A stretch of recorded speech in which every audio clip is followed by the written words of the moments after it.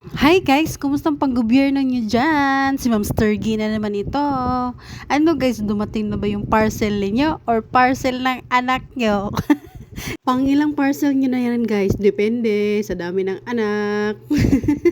Pero seryoso guys, no, makakarelate talaga yung mga momsters nito guys. Masyak ka na lang guys yung mga anak natin, no guys. Masabi ni sa umaga, sabihin ng ano, Ma'am Sturgy, parcel! Gulat ka na lang guys. Again naman. Maya-maya na naman guys. Ma'am Sergi, parcel! Hoy, ginoo ko guys. Bakit ang daming parcel guys? Mayaman ba tong nanay nila guys? Hindi lang ba sila nag-iwan ng pera guys? Sasabihin lang sa iyo, mamaya na lang pag uwi ko. Pero totoo niyan guys. Pag uwi niyan, kakalimutan na nila guys. Ako din, nakakalimutan ko na din guys. So, thank you na lang. Tapos yung mga orders nila guys, alam mo kung ano? Makeup.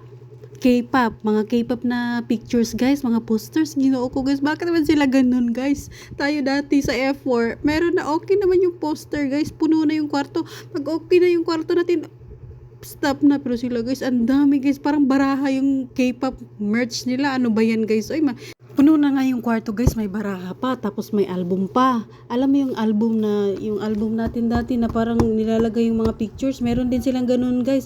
Iba pa yung album na yung parang may CD. Ano ba yan guys? Ganito ba talaga ang ano ng K-pop ngayon? Sa F4 dati, okay naman na ako, nalalagay ko lang sa libro ko. Anyway guys, ito may order na ako guys. Legit to na ako nag-order. Mga payong guys. Payong. You heard it right. Mga payong. Alam mo bakit guys? Legit to. Ako nag-order guys. Pero para saan to? Para sa mga anak ko din guys. Kasi sila guys, order sila ng order guys. Pero yung mga payong mga ganyan guys, hindi nila maalala yan guys. Alam mo ba yon? Anyway guys, may chika ko sa inyo. Nox chika. Alam mo, alam nyo guys, hindi ako mahilig sa mga mag-order-order ng mga ganyan sa online sa Lazada.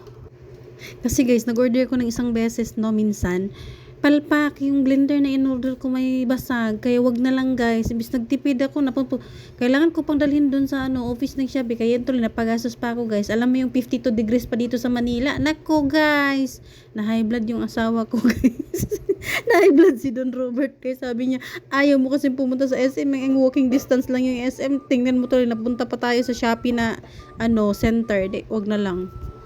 Hoy, anyway, ano ba itong ginagawa ni Ma'am Sturgy, guys?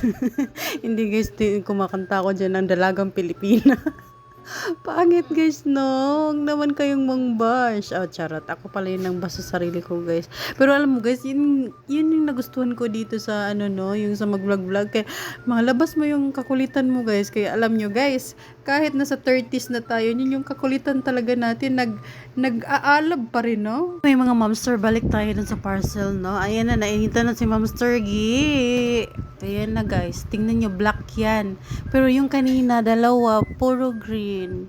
Patay na naman ako sa anak ako nito guys. Pagka-uwi guys. Naman lagi guys, ito yung gusto ko sa vlog-vlog. Bakit pagka-uwi natin, pag makot, ayan, Dalagang Pilipina daw yan guys, sabi ni Ma'am Sturgy. Ayan. Alog-alogin yan.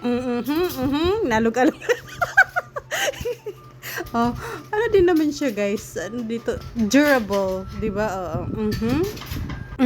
Yan lang guys, no? Yun yung mga kwento ko sa'yo. Sana pasaya ko kayo ngayong araw. Sana naman, hindi kayo high blood ngayon sa parcel ng mga anak niyo. Bye guys! Aray, bumangga pa guys. Parang kalaki. Bye guys!